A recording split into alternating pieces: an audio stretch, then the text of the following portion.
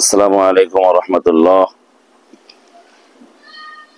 কয়েকজন বন্ধু জানতে চেয়েছেন, বিড়াল তাদের অনেক পছন্দ, এই বিড়াল ক্রয় করতে এবং কাউকে হাদিয়া দিতে চেয়েছেন। আসলে একটা জিনিস লক্ষণীয় যে আল্লাহ তাবারক ওয়া তাআলা আমাদের যে সমস্ত পশু পালন, পশু ক্রয় বিক্রয় অনুমোদন রেখেছেন, তার মধ্যে বিড়াল পড়ে না। কারণ গবাদি পশু অথবা ঘরে পালা হয় যে সমস্ত পশুর মালিকানা আছে, এই সমস্ত পশুগুলো ক্রয় বিক্রয় বৈধ। যেগুলোর মালিকানা নাই সেগুলো ক্রয় বিক্রয় বৈধ না। সেই হিসাবে বিড়াল, কুকুর, সাপ এগুলা ক্রয় বিক্রয়ের অন্তর্ভুক্ত না, যেহেতু এটা কি বলবো মালিকানা জিনিস নয়, তাই এগুলাকে বিক্রি করাও বৈধ হবে না। সুতরাং এগুলো যদি আপনি কাউকে হাদিয়া দিতে চান, তো পুষতে চান, নবীজি ভালোবাসতেন, কিনে আনে না, ক্রয় করে নিয়ে এসে না, বরং অনেক বিড়াল পাওয়া যায়, অনেক বিড়াল খুঁজতে খুঁজতে পাওয়া যায়। যেমন আল্লাহর মহিমায় মদিনায় দেখলাম, মক্কায় দেখলাম, মক্কা মদিনা নগরীতে, শহরে অলিগলিতে, বিভিন্ন জায়গায় অনেক বিড়াল আছে। নবীজি পছন্দ করতেন আমার মনে হয়, তাই আরবের মানুষেরাও পছন্দ করে। তো আমরা তাদেরকে নাস্তাও দিছি, খাবারও দিছি, সুযোগ হয়েছে। তো যাই হোক, এই জন্য বলছি যে বিড়ালটা অনেক জায়গায় পাওয়া যায়, আপনি সেখান থেকে পছন্দ হলে একটা নেন, কারো থেকে চেয়ে নেন, নিয়ে আপনার বন্ধুকে উপহার দেন, দিতে পারেন। আমার নিজেরই দুইটা বিড়াল এখনো মালিক নিজের ভিতরে আছে, আমার পোষ্য হিসাবে তারা আমার এখানে থাকে। বিড়ালের দ্বারা অনেক ফায়দা, নবী সাল্লাল্লাহু আলাইহি ওয়াসাল্লামের সুন্নাত, নবীজি ভালোবাসতেন এক নমুনা। দ্বিতীয়ত হলো ঘর বাড়িতে অনেক উপকার রয়েছে বিড়ালের মাধ্যমে, তবে ক্রয় বিক্রয় বৈধ না। দ্বিতীয়ত জানতে চেয়েছেন আমাদের নবী সাল্লাল্লাহু আলাইহি ওয়াসাল্লামের পছন্দের খাবার এবং অপছন্দের খাবার সম্পর্কে। নবী করিম সাল্লাল্লাহু আলাইহি ওয়াসাল্লাম এমন খাবারকে পছন্দ করতেন যে খাবার শরীরের জন্য উপযোগী, এমন খাবারকে অপছন্দ করতেন যেটা শরীরের জন্য অনুপযোগী। আসলে বলতে গেলে বলতে হয়, তৎকালীন সময়ে নবী আকরাম সাল্লাল্লাহু আলাইহি ওয়াসাল্লামের সময় খাবারেরও প্রচন্ড অভাব ছিল। তারপরেও নবী সাল্লাল্লাহু আলাইহি ওয়াসাল্লাম ঠান্ডা জাতীয় খাবারগুলোকে বেশি পছন্দ করতেন। যেমন লাউকে পছন্দ করতেন, ওইরকম ভাবে গোশতকে পছন্দ করতেন। আর যদি একটু ঊর্ধ্বে গিয়ে বলতে হয়, সেরকাকে নবী সাল্লাল্লাহু আলাইহি ওয়াসাল্লাম বেশি ভালোবাসতেন।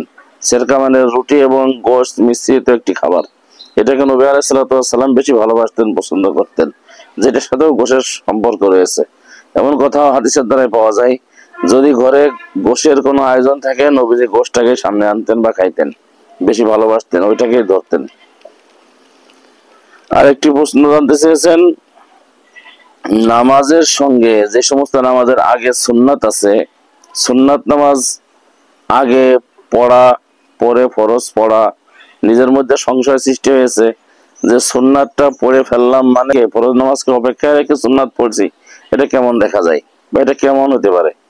আসলে কথা এটা না, কেমন প্রশ্ন তো হলো পরবর্তীতে। প্রথমত কথা হলো, নবী আলাইহিস সালাতু ওয়াস সালামকে যেভাবে জিবরিল আমিন নামাজ পড়া শিখাইছেন, সেইভাবে নামাজ আদায় করা, মূল কথা এটা। তো যেমন ধরুন জোহরের নামাজ, তার আগে 4 রাকাত সুন্নাত আছে। সুতরাং যেহেতু জোহরের নামাজ ফরজ, তার আগে নবীজির অভ্যাস ছিল 4 রাকাত সুন্নাত নামাজ পড়া। তাহলে এটা কেমন ধরুন নবীজির অনুকরণ, আর নবীজির অনুকরণটাই হলো দিন। নবীজি যেইভাবে অনুকরণ করেছেন সেইভাবে অনুকরণ করাটাই হলো দিন। যেটা রক্ত বা সময়, এটা নির্ধারিত সময় দেওয়া হয়েছে এবং তার লম্বা সময় আছে, অপেক্ষায় রাখা না। যেমন আমি জোহরের নামাজ পড়তেছি 1টা 30 মিনিটে, যদি 2টায় পড়ি তবুও সমস্যা হয় না, যদি 4টায় পড়ি, যদি 2:30টায় পড়ি তবুও জোহরের নামাজ হয়ে যাচ্ছে। এমন না যে জোহরকে আমি অপেক্ষায় রাখিছি, তাহলে আমার নামাজের সময় হয়েছে। এখন যে নামাজের আগে নবীজির অভ্যাস ছিল সুন্নাত আদায় করা, আমি সেই নামাজের সুন্নাত যখন পড়ে নিচ্ছি, তাহলে কেমন যেন হইতেছে যে ফরজ নামাজকে অপেক্ষায় রেখে আমি সুন্নাত পড়ছি, এমন না, বরং যথা নিয়মেই আমার নামাজটা আদায় হইতে চলেছে। এক্ষেত্রে নিজের মন থেকে এই সংশয়কে দূর করে ফেলা দরকার, যে ফরজকে অপেক্ষায় রেখে সুন্নাত পড়া, এই সংশয় থেকে নিজেকে দূরে রাখা। নবী করিম সাল্লাল্লাহু আলাইহি ওয়াসাল্লামের নীতি, এটাই আমার জন্য করণীয়।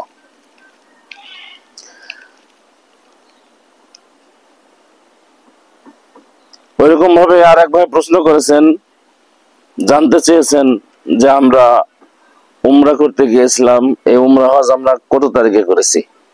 তো আলহামদুলিল্লাহ আল্লাহর মেহেরবানি 2024 সালের ঈদ উল ফিতরের 2-3 দিন পর, অর্থাৎ 14 এপ্রিল 2024 তারিখে আমাদের ফ্লাইট ছিল। আমরা ওই 13 এপ্রিল বাসা থেকে বাইর হয়ে 14 এপ্রিল ফ্লাইট ধরি। পরবর্তীতে 14 দিন সময় ব্যয় করে মক্কা মদিনা সফর করে আসি। আলহামদুলিল্লাহ, দোয়া করবেন যেন আল্লাহ তাআলা আমাদের বারবার যাওয়ার তৌফিক দান করে, আমিন। আসলে একটা বিষয় গুরুত্বপূর্ণ যেটা জানতে চেয়েছেন শবে বরাত সম্পর্কে কিছু আলোচনা করার জন্য। তো আলহামদুলিল্লাহ দোয়া করবেন। এখন যেহেতু সামনে রজব মাস আসতেছে, তারপর পরই শাবান মাস, সুতরাং অবশ্যই আলোচনাগুলো ইনশাল্লাহ আসবে। রজব মাসের রজবের আলোচনা, মেরাজের আলোচনা ইত্যাদি। পরবর্তীতে শাবান সম্পর্কে আলোচনা আশা করি আসবে ইনশাল্লাহ। দোয়া রাখবেন আল্লাহ তাআলা যেন আমল করবার বা এই আলোচনাগুলো সামনে আনার তৌফিক দেয়, আমিন। আরেকটি মাসালা একবার জানতে চেয়েছে, নামাজের মধ্যে নামাজের হালতে ঘুমিয়ে গেছে, তার ওযুর কি হবে, নামাজের কি হবে? তো এখানে সমাধান হলো, যদি নামাজের হালত, নামাজের কাইফিয়াতের মধ্যে হুবহু নামাজের সেজদা যেমন, রুকু যেমন, বসা যেমন, দাঁড়ানো যেমন, কোথাও ট্যাক লাগানো নেই, হুবহু নামাজের কাইফিয়াতের মধ্যে আছে, এই অবস্থায় যদি ঘুমিয়ে যায় নামাজ তার ওযু ভাঙবে না। যেহেতু ওযু ভাঙবে না, নামাজও তার ভাঙবে না। আর যদি ওযু না ভাঙে নামাজ ভাঙবে না, সুতরাং নামাজের কোনো ত্রুটি হবে না। হঠাৎ ঘুম ভেঙে গেছে, দেখে আমি সেজদাতে আছি, ও ওইখান থেকে নামাজ আদায় শেষ করবে।